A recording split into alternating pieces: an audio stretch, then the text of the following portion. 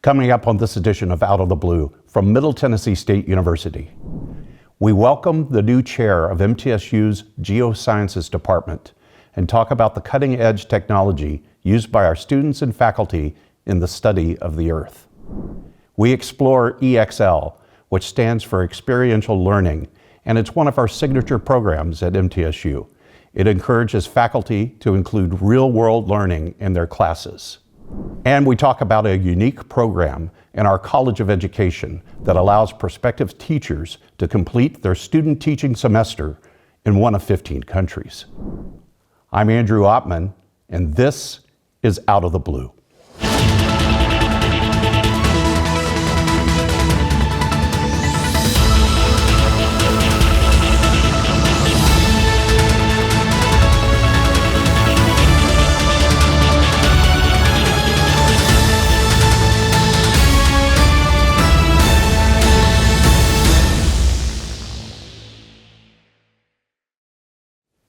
Welcome to Out of the Blue. I'm Andrew Ottman. Dr. Todd Moore recently joined MTSU as the Chair of Geosciences, a department within our College of Basic and Applied Sciences that teaches geology, physical geography, and geospatial analysis, along with environmental science. He joins us on Out of the Blue to discuss how students and faculty are engaging in hands-on research in the study of the Earth through cutting-edge technology. Todd, welcome to the show. Thank you for having me, Andrew. And welcome to MTSU, relatively new on campus, correct? Very correct. I got here last fall. Well, welcome. We're glad to have you here. Let's talk about the Department of Geosciences. For our viewers and listeners, tell us exactly what does geosciences mean at MTSU? Okay, geosciences, if we break the word down, geo meaning earth, sciences, it's the science of Earth. Here at MTSU, though, we have three primary specialization areas. We specialize in environmental science. The environmental science program introduces students to all of our key resource areas. So think about soil, water, minerals, the ocean, ecosystems, all the key resource areas that we have here on Earth.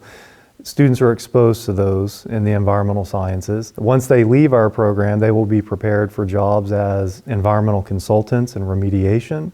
They can work even in the social aspects with environmental policy, or even some of the other social dimensions of environmental science and environmental problems that we have nowadays. On top of environmental science, we also have geology. Our geology program emphasizes here the solid Earth. Students will be prepared to become geologists, whether that be in the energy sector or the transportation sector or even mineral sector. They can also be environmental consultants as well. Both of those pathways, environmental science and geology, are great, especially here in Middle Tennessee with the growth we've been experiencing lately. All of the new developments that you see when you're driving around require environmental consultants, remediation, geologists.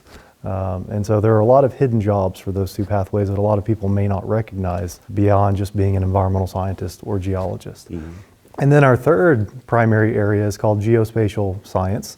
And that's really the tech-heavy side of things. And so think about geographic information systems, satellite imagery analysis, remote sensing, ground-penetrating radar even. And those students, again, are prepared for a wealth of jobs, not only in the geosciences, but urban planning, transportation, and many other sectors that we have. Let's talk a little bit more about geospatial technology, because I know you're excited about it, and I know that's really got a great connection to so many opportunities in the career fields that you just mentioned. So talk about the hands-on opportunities you get at MTSU to kind of use this technology and apply it. Absolutely. So in our geospatial technology program gives students a lot of hands-on experience in the lab. They also get experience working with remote sensing imagery, analyzing and processing that imagery. They even get field work experience using ground penetrating radar and GPS units. But beyond geospatial technologies, our students also get hands-on experience in our other program areas. So we have a mass spectrometer, we have an X-ray fluorescence machine, we have field work built in and integrated throughout our geology and environmental science curriculum that get our students in the field using equipment that they would be expected to use in the workforce. And so that's something that we're seeing more and more over time. Many of our employers want our students to have these experiences. They want our students to know how to use this equipment and know how to lead teams using that equipment. And our program does a great job. Your department's always had a tradition of strong research projects. Can you talk about some of the things you're most excited about that you're engaging in? Absolutely. The faculty in the geoscience department are tremendous. We have faculty working with the Department of Agriculture, trying to figure out how to optimize agricultural yield while preserving water quality and reducing soil erosion. We have faculty mapping and analyzing and studying the risk of sinkholes and caves in the area. We have faculty looking at recharge, so how water works its way back down to the aquifer systems of the region, which are critical for agricultural practices and farmers of the area. We have faculty studying severe weather like extreme heat and even tornadoes. One of our faculty actually is surveying how people were either aware of or not aware of the weak tornado that moved through campus last semester. So we've kind of jumped on that opportunity to try to figure out how aware people are of the risk that was predicted for that day. The opportunity for students to engage with faculty who are doing this kind of research has to be an advantage for those students, right? Absolutely, and that's a great point, Andrew. We have cutting edge research going on, but we also have the faculty engaging undergraduates and graduate students with that cutting edge research. And that's not something that you get everywhere. There are some universities where students don't have access to the research faculty, and then there are other universities where faculty are primarily teaching focused and aren't engaged in the really high research activity. Our department and MTSU as a whole is a great mixture of those two extremes. No, you're right. It's a great selling point, not only for your department, but also all of the university. So when you're talking to high schoolers, when you're talking to parents, and they are exploring these kind of opportunities that you're offering the department, what's your elevator pitch? What do you tell them why MTSU and why your department? I start with the point we just made, that not only will you get great education at MTSU and in our department, but you will have exposure to cutting edge research, faculty working with and obtaining federal grants, and really at the cutting edge of what we do in the geosciences. I also like to tell everybody about our equipment, so the hands-on experience. You know, having a mass spectrometer, having X-ray fluorescence and ground penetrating radar. Not all departments have that, and so the ability for students to not only have those opportunities, but to be able to use that equipment in their curriculum, in the lab, but also for research experiences is a pretty big selling point in my opinion. And then the last is our community. Our department has a great community. We have a low faculty to student ratio, so you get a lot of one-on-one experience with faculty. And we do a lot to try to build community and family in our departments to make everyone feel comfortable. So Todd, folks are going to want to find more information about your program. Where do they go on the web? geosciences.mtsu.edu. Well, there it is. Well, Todd, you're off to a great start. Congratulations. Welcome to MTSU, and thanks for sharing all this information about your program. Thank you for having me on the program. And we'll be right back. We do it all. We do it all. Hundreds of majors, an amazing campus, faculty mentors. You can find what you're looking for at Middle Tennessee State, the University of Opportunities.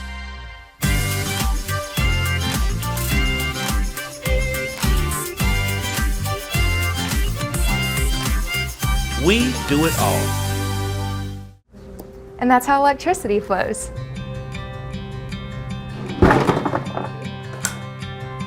Hey, Mom! Don't break it, don't break it. It's just one thing. Thank you. Wow, this looks amazing.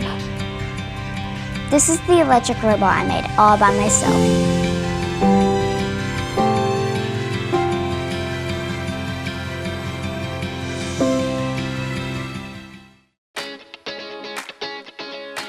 I help people. I create music. I shape the future. I am an entrepreneur. I inspire people with more than words. I ride forward. The sky is not my limit. Find your blue at MTSU.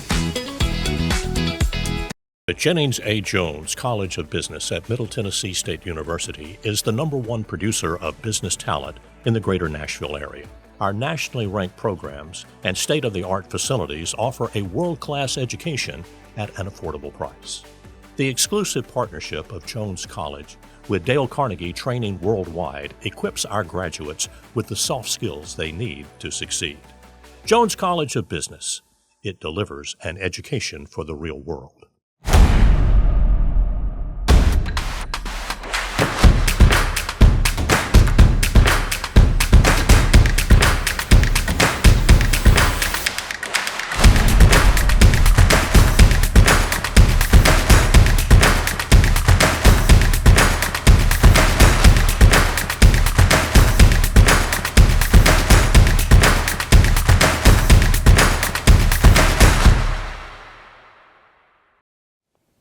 Welcome back to Out of the Blue. I'm Andrew Ottman. MTSU believes in the value of applied knowledge, merging classroom knowledge with real-world work environments. Carol Swayze, our Director of Experiential Learning, joins us on Out of the Blue to discuss the EXL Scholars Program. It encourages students of all ages to gain hands-on experience in the field of their choice. Carol, welcome to Out of the Blue. Thank you. I appreciate you having me. First time on the show. Yes. But not your first time talking about EXL, right? No. All right, so this is a fascinating program. It's one of the signature programs of the university. It gets recognized at every commencement I've been to. Let's back up though and tell people about what is EXL. So it stands for Experiential Learning, and that's MTSU's branding for it was EXL. And it is a high-impact teaching practice where students get hands-on experience in their field as part of their courses. One of the things that we're very, very proud about, that Dr. McPhee talks about all the time, is that we produce career-ready graduates. So from a student standpoint, I'm basically just taking the course, right? I mean, the faculty member is, hey, this is part of EXL, and you're going to have these opportunities, correct? Right, so the student just has to register like they would for any other section. Can you talk about exactly what that means and what things count towards experiential learning? Yes, we have many different types of courses that count as experiential learning. And experiential learning also includes many of the high impact practices. So things like service learning, applied learning, internships, co-ops, study abroad, lab courses that connect what they're doing in the lab to the real world externally, teacher ed classes, research.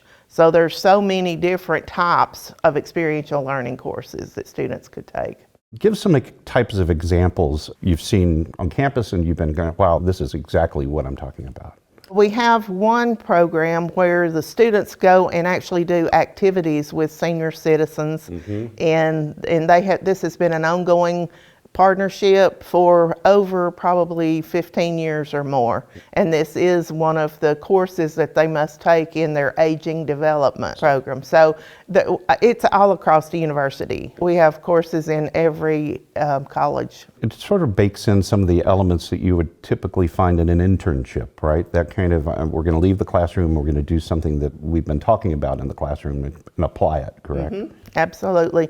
It can go from faculty choose, whether it's a 1 week project, a month project, or the entire semester, or as in this example where it rolls over and over and over year after year after year. Then there does come a point as we point towards graduation where the students need to raise their hand to you and say, hey, I think I want to be an EXL scholar, right? Right. What does that entail? What do I have to do to get that kind of recognition? So students who have at least 15 credit hours for undergraduate or 9 credit hours for graduate students will apply in their next to last semester to be an experiential learning scholar. And this is a graduation distinction. If they apply to that and they meet the requirements, then they take our capstone ePortfolio class. And then in that class, they build their ePortfolio, which then they can use the link, putting on their resume, or they use what they've learned from doing the ePortfolio for interviewing And we found that many of our students get job offers as part of this. Some of them already have jobs based on their ePortfolios once they leave the university. I absolutely love that because I think having this structured opportunity where I can gather my thoughts and my conclusions, and this is what I learned, this is what I can demonstrate to you as an employer. This is an academic program. You study the results, right?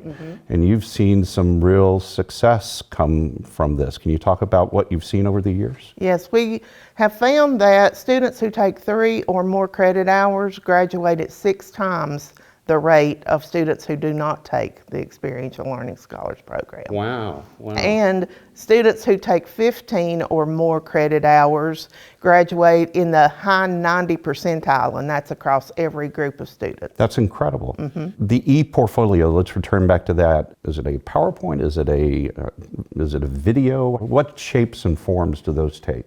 The ePortfolio itself has a platform. Okay. So it's an ePortfolio platform. In that platform, they can use video, audio, Word documents, PowerPoints, any kind of medium that they want to use within that ePortfolio. And then when it's all compiled, they have a link that they can give out. And taking that class teaches me how to build that portfolio, right? Yes. And I assume there's a period of self-reflection in that class, right? Every experiential learning course has reflection built into it. That's part of what is required. So being able to critically analyze what they learned and do reflection over that. What did I do? What did I learn? What would I do differently next time if I have this to do over again? That's always part of an EXL course. We have so little time to talk about this program, so many opportunities. You've got to find out more. Where do I go on the web to learn about EXL? Okay, so it's mtsu.edu/EXL. And I'll find all the answers there. You should, or call me. Yeah, call you. Well, Carol, thank you for everything you've done with this program. Like I said, a signature program. We're always proud when the graduates stand up at commencement and they're recognized by the president as EXL scholars. And it's a very meaningful opportunity for them and great work by you. Thank you. And we didn't mention... What? We didn't mention what the students get as a result. So they get cords for graduation, they get a certificate for framing, they get a notation on their transcript, a digital badge. Wow. And graduate students also get a medallion. Well, you got to do this, right? Well, that's awesome. Thanks for everything you do. Thank you. Thanks for having me. And we'll be right back.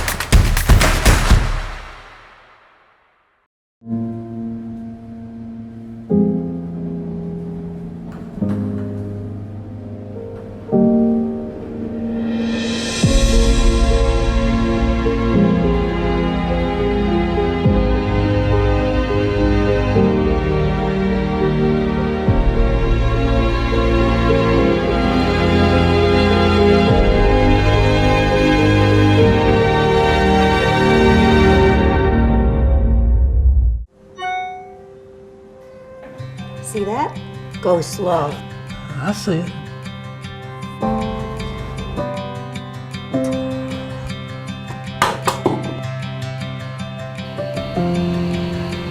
Hello. Hello.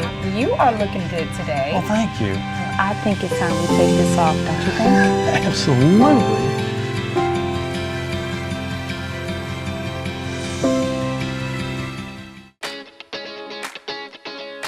I help people.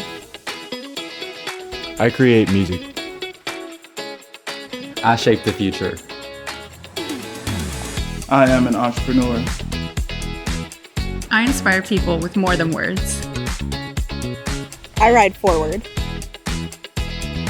The sky is not my limit. Find your blue at MTSU. We do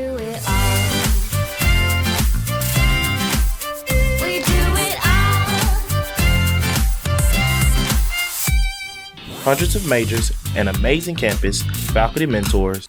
You can find what you're looking for at Middle Tennessee State, the University of Opportunities.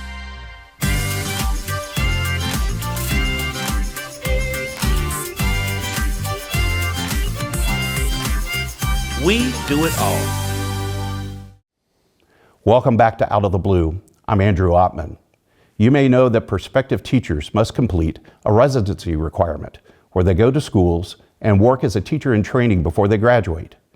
But you may not know that at MTSU, our students have the option of completing their residency in one of 15 countries. Dr. Tiffany Dellard, Director of our Office of Educator Preparation in the College of Education, joins us on Out of the Blue to talk about these teaching abroad opportunities through the Consortium for Overseas Student Teaching. Tiffany, welcome to the program. Thank you. Your first time on Out of the Blue? Yes, it is. Well, and also a great topic we're going to talk about, which is student teaching abroad. And we've talked a little bit off camera about all the advantages, and we're going to get into that real fast. But give us the quick elevator pitch. Why is this such an important resource for someone to get great experience and have an opportunity of a lifetime? So for our traditional student teaching students, it's a great opportunity to get some additional teaching experience out in the world in another type of school system and really build their resume to come back to Tennessee and be able to talk with principals or other hiring districts about the great things that they've learned and the unique things that they can bring to their students in the classroom based on what they've learned from great teachers in other countries. And what makes this so incredible and why I'm just so excited about this is that I have to do that final, I need a residency, right? If I'm going to be an educator through any of our programs, I need that classroom time. I could have this classroom time in a lot of different countries, right? How many countries are we talking about here that's possible? So I believe there are about 15 different countries, but within those countries, there are a number of cities with different sites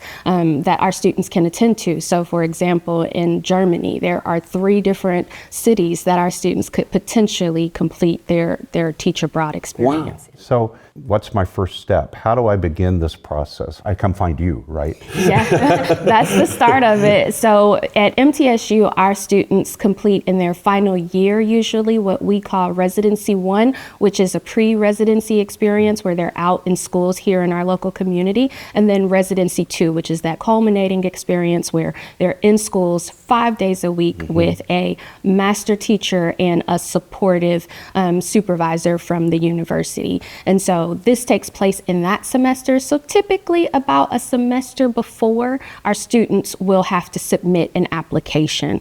For students attending in the fall, we have to submit the application by March. For students submitting in the spring, we have to submit their application by September. So I always say it's never too early to get in touch with me, but definitely at least a semester before you would want to have this experience. And I would imagine earlier is better because, you know, there's a lot of moving parts here, but they're not going to have to find the process of applying to that school. You'll help them go through this organization called COST, right? What is that organization? So COST is the Consortium for Overseas Student Teaching. It is a consortium of about 18 United States-based universities that's been around since 1975 or so, of which MTSU is a founding member. And they coordinate these experiences of U.S. students having these teach abroad experiences. And so I walk them through an application process that goes to COST. They handle all of the administrative kind of communication between our side and the site or receiving sites in other countries and make it all come together. But it does start with an application on our end, and I help walk our students through that from beginning to end. And I assume COST and you would help me as a prospective student not only find a place to work, but find a place to live and all of the requirements to kind of be successful, not only in the classroom, but also just making sure I'm okay out in the communities I'm going to live in, right? Absolutely. So there are receiving site coordinators for every location abroad, and they work with our students once they're connected to set up housing, make sure you have information about the school and the mentor teacher you'll be placed with. Most of our students are housed with families, host families that are associated with the school that they'll be teaching in some way. So a family that has students in the schools or a teacher who works at the schools to help also then with transport from getting to your home for your time away to the school and back again. It includes meals. All of the things are wrapped up together so that students don't have to keep track of too many things while they're there. You know, I usually bristle when I hear this is a best kept secret, but this feels like everybody ought to know about this and consider this, right? You must have, in all your time connected with this, had some great success stories of students having wonderful experiences. Do any of them come to mind that you're proudest of? Absolutely. Every student that I've been with on their journey has come back to talk about the fantastic things that they've done. Our two most recent students I'm excited to hear from. We currently have one in Greece and we have another in South Africa who just began their journey. So they're working their way through it a little bit and they'll be back to us at the end of the semester. And I'm excited to hear about the things that they do. What do I need to do if I want to be considered for this program? Call Tiffany. But is there things that I should prepare for in my academic journey that would make me more successful as an applicant? Absolutely. The beauty of it is really all our students have to do is stay on track for completing their student teaching semester. As long as they do all of the things needed to work towards completion of their program and ultimately get to their student teaching experience, they then can qualify for this. Aside from that, they can start to plan financially and, you know, all of the preparations that come along with spending 8 weeks in another country. But from an academic standpoint, it really is just stay on track for becoming a teacher in Tennessee and you can be eligible for this program. Okay, so give me the takeaways. What are the things that you want our viewers and listeners to know about this program that's most important? I want people to know that this is a program available to anyone completing a teacher preparation program for initial licensure, traditional, at MTSU. That's any endorsement area. So whether you're going to high school or kindergarten, you can complete this program. I also want them to know that it is a great resume builder. It's a great way to build and develop yourself personally, from immersing yourself in a new culture, all the way to being able to come back and be past your peers a bit professionally with your ability to talk about the things that you've learned about teaching and learning in another country while working with students in a system completely different from what you know. Fantastic program. There's got to be a place on the web I can find out more. Where should I go to find out more? Absolutely. If you go to the MTSU College of Education website, education.mtsu.edu, you can be directed to our office, the Office of Educator Preparation and Licensure. Tiffany, what a great program. Thanks for coming on to the show, and thank you for helping create these great opportunities for our students. Thank you for giving me the chance to share. And this does wrap up this edition of Out of the Blue. A reminder, you can find news about the campus 24 hours a day by going to our website, mtsunews.com. You can also find additional content on our social media platforms, X, Instagram, Facebook, and LinkedIn. True Blue TV is available on most streaming services and our app. Broadcasting from the Center for Educational Media, I'm Andrew Ottman. Stay safe, stay on course, and remain True Blue.